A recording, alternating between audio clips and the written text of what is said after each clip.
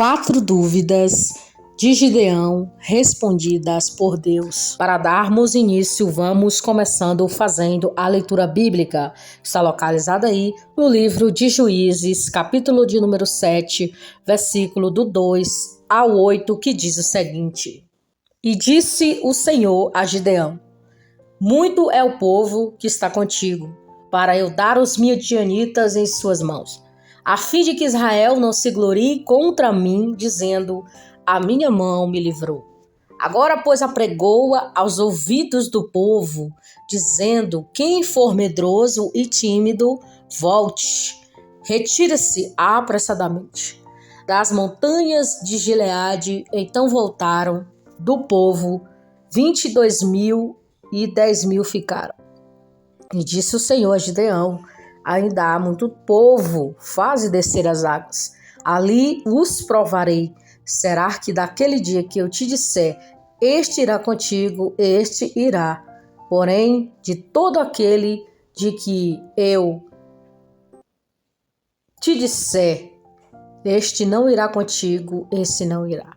E fez descer o povo das águas. Então o Senhor disse a Gideão: qualquer que lamber as águas com a língua, como lambe um cão, esse porás parte, como também a todo aquele que abaixar de joelhos a beber.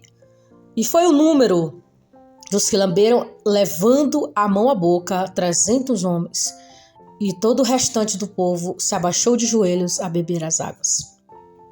Disse o Senhor a Gideão: com estes 300 homens que lamberam as águas, vos livrarei, e darei os midianitas na tua mão. Portanto, todos os demais se retirarem, cada um ao seu lugar. E o povo tomou na sua mão provisão e as suas trombetas, e enviou a todos os outros homens de Israel, cada um a sua tenda. Porém, os 300 homens reteve. Estavam ao arraial dos midianitas, embaixo no vale. O propósito consolador dessa mensagem é fortalecer e dar ânimo aos crentes que enfrentam dúvidas e incertezas em sua caminhada com Deus. Antes de Gideão ser usado por Deus como juiz de Israel, ele precisou lidar com 4 dúvidas que perturbavam o futuro juiz e que eram obstáculos à sua fé. Essas dúvidas de Gideão podem ser expressas em 4 perguntas. Elas refletem questões comuns e muitos de nós enfrentamos quando somos chamados para servir a Deus. Cada uma dessas perguntas representa um obstáculo à fé que Gideão superou com a ajuda de Deus. Na mensagem de hoje, nós vamos aí nos edificar sobre essas 4 perguntas que Gideão fez. Nós vamos examinar essas dúvidas e como Deus respondeu a cada uma delas. Primeira dúvida: Deus se preocupa mesmo com nós? Juízes, capítulo 6, de 1 a 13. Se o Senhor é conosco, por que tudo isso nos sobreveio? Essa é uma pergunta que o texto fez, ou seja, o Gideão fez aí para o Senhor. A preocupação de Deus com seu povo. Nesse contexto dessa dúvida de Gideão, ele questionava de Deus se realmente ele se importava, com as pessoas que estavam ali naquele momento, com o povo, dada a opressão dos midianitas e a aparente ausência da ajuda divina. Ele se perguntava se Deus havia abandonado seu povo. Gideão quer saber para onde foram todos os milagres.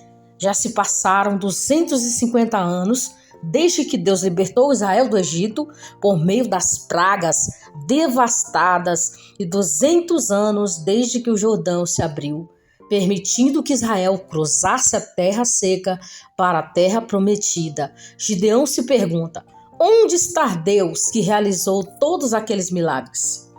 E a resposta de Deus para Gideão: e revelou para Gideão que ele estava bem ciente da situação e que não havia abandonado Israel. A resposta divina foi direta. Deus estava chamando Gideão para ser um instrumento de libertação do povo. A promessa de Deus de estar com ele foi uma garantia de que ele estava plenamente consciente e envolvido. Muitas vezes nós enfrentamos dificuldades, questionamentos, né? Se Deus realmente se importa conosco. A resposta de Deus é bem clara. Ele está sempre atento às nossas necessidades e pronto para agir em nosso favor. A dúvida sobre o conhecimento de Deus e sobre a situação levou Gideão a questionar se Deus sabia o que estava fazendo. Ou seja, muitas vezes nós nos questionamos a Deus dizendo: por que, Senhor, que aconteceu tudo isso conosco? Por que nos sobreveio esse problema? Por que nos sobreveio essa situação? Por que está acontecendo tudo isso ao nosso redor? E o Senhor te diz, e o Senhor está dizendo para mim e para você, que Ele está vendo tudo o que está acontecendo. E se está acontecendo é porque Ele está permitindo para que Ele nos ensine alguma coisa importante dessa lição, dessa tribulação, dessa situação que está acontecendo. Assim como aconteceu com Gideão, aí contra os midianitas. Então, o que devemos fazer não é questionar a Deus o porquê que aconteceu isso. Mas nós devemos sim perguntar o para quê, mas nós temos que entender que Deus sabe de todas as coisas e Ele sabe o que vai acontecer amanhã, nós não sabemos. Então nós temos que aceitar a situação e aprender a tirar lições importantes daquela situação. Não ficar murmurando, não ficar dizendo assim, por que está acontecendo tudo isso, blá blá blá, entendeu? Não fica com isso, porque Deus sabe o que faz. Deus sabe o que está fazendo, nós não sabemos, porque Ele vê tudo. Ele ouve conversas que nós não ouvimos. Então, se Deus ele está permitindo acontecer coisas, é porque Ele escutou coisas que nós não escutamos e Ele sabe resolver o problema na hora certa. Segunda dúvida, Deus sabe o mesmo que está fazendo? Juízes 6, versículo 14 a 24. Mas aqui vamos falar do versículo 15. Como que livrarei Israel? Eis que a minha família é a mais pobre em Manassés, e eu o menor da casa do meu pai. E essa certeza que Gideão tinha? Será que Deus tem conhecimento sobre a situação? Gideão questionou se Deus realmente tinha um plano claro e sabia o que estava fazendo ao chamá-lo para uma tarefa tão grande, considerando a sua própria fraqueza e situação difícil de Israel. A resposta de Gideão ao questionar a consciência do Senhor, ele afirma que ao Senhor que ele não pode estar certo. Gideão argumenta que não pode ser um libertador, porque primeiro a casa do seu pai é pobre, portanto ninguém o seguirá, e segundo, ninguém da casa de seu pai o respeita. É uma mensagem futura. Aprenderemos aí que o pai de Gideão era um idólatra. É possível que Gideão fosse rejeitado dentro de sua própria família por se recusar a adorar falsos deuses com letra minúscula como eles. Ou seja, Gideão era um cristão verdadeiro. Ele não adorava imagem de escultura, porque o Salmo 115 está dizendo: tem boca, mas não fala, tem ouvido, mas não escuta. Entendeu? Então, o pai de Gideão era idólatra e ele se sentia rejeitado nesse sentido. Mas o que eu quero dizer aqui, traduzindo para você, não importa se você é pobre, se você é rico, se você é classe média, classe alta, o importante é, se o Senhor te chamou para uma obra, Ele vai se responsabilizar em te chamar e vai te responsabilizar e te capacitar para esse chamado. Gideão não se sentia capacitado, mas Deus, o Senhor, tinha escolhido ele para ser o libertador, para ganhar essa batalha contra os inimigos do povo de Israel, os midianitas. Então, o que eu quero dizer com isso? Que Deus ele não está olhando para a sua condição financeira. Deus não está olhando para isso. Deus não está olhando para a cor da sua pele. Deus não está olhando para isso. Deus não está olhando para a sua posição social. Deus não está olhando para isso. Deus escolhe quem Ele quer, do jeito que Ele quer, e Ele capacita e Ele chama. Ele é quem dá as ordens, não somos nós. Então, quem escolhe é Deus. Então, se algumas vezes você se questiona, eu me questiono, por que Deus me escolheu? É uma coisa que você não deveria fazer, porque e Deus sabe, se Ele te chamou é porque Ele vai te capacitar, Ele conhece o seu coração, sabe que você foi chamado para liderar, para vencer, e Ele vai te colocar na frente da batalha, porque Ele sabe que você é capaz de fazer, porque Ele vai estar do teu lado. Deus assegurou a Gideão que ele tinha um plano detalhado, que estava no controle total de tudo.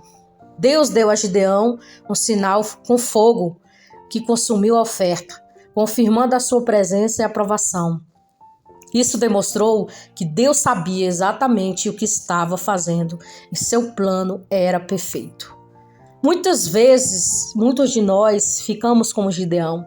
Sabemos que o Senhor deseja o que servimos até entendermos que Ele quer nos usar para a sua glória.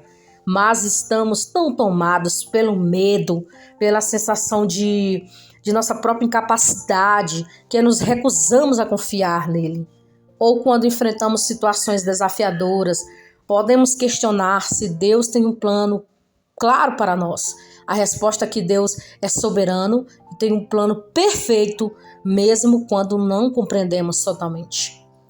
A próxima dúvida de Gideão estava relacionada ao cuidado contínuo de Deus para com ele. Então eu quero dizer para você que essa situação aí que está acontecendo, Deus sabe tudo o que está acontecendo. Deus está vendo. Mas tem coisas que Deus eles nos prepara no sentido assim, que muitas vezes nós não estamos prontos para receber certas coisas e Ele nos dá tempo. Ou seja, Ele trabalha dentro de nós, Ele trabalha em situações que nós não entendemos. E muitas das vezes nós ficamos sem compreender por quê, porque está demorando tanto a vitória. Mas Deus sabe, porque Deus está te amadurecendo, Deus está te capacitando para você vencer. Terceira dúvida, Deus vai mesmo cuidar de mim?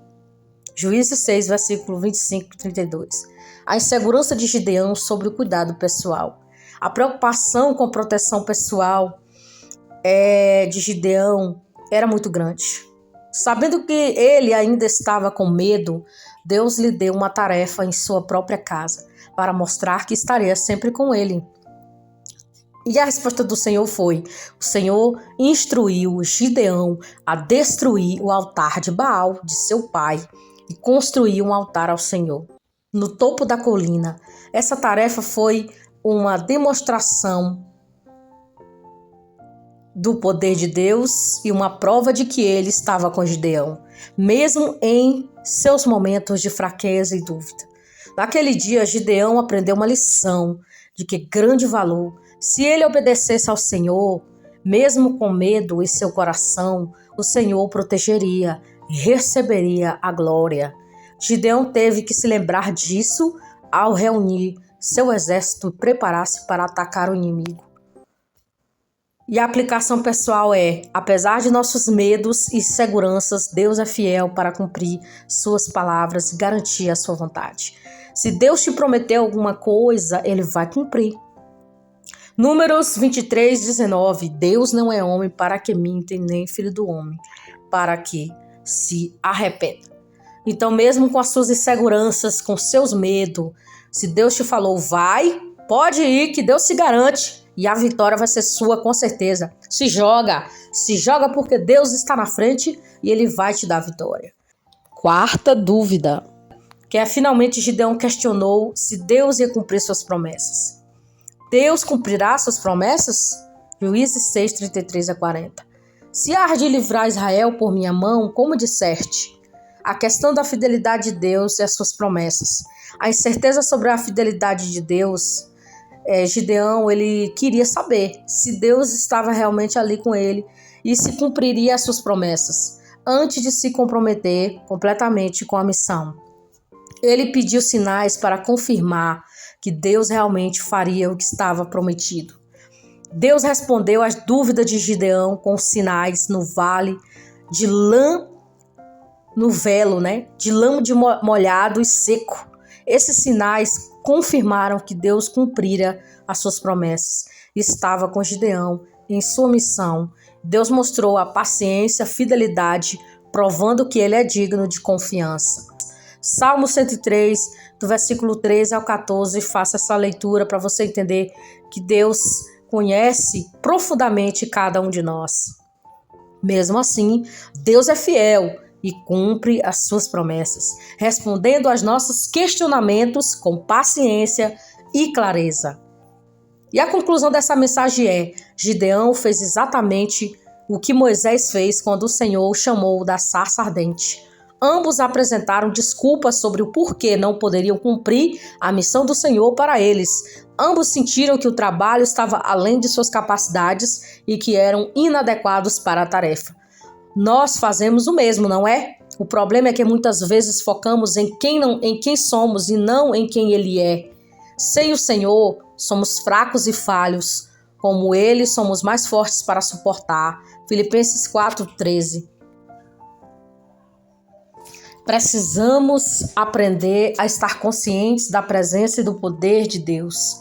Mesmo sabendo que não podemos fazer nada, nós mesmos devemos acreditar que Ele pode nos usar. Chegamos ao ponto de entender que Ele é capaz, mesmo que não sejamos, podemos ser usados por Ele. Deus é especialista em usar aqueles que os olhos humanos não são capazes de realizar a sua obra no mundo.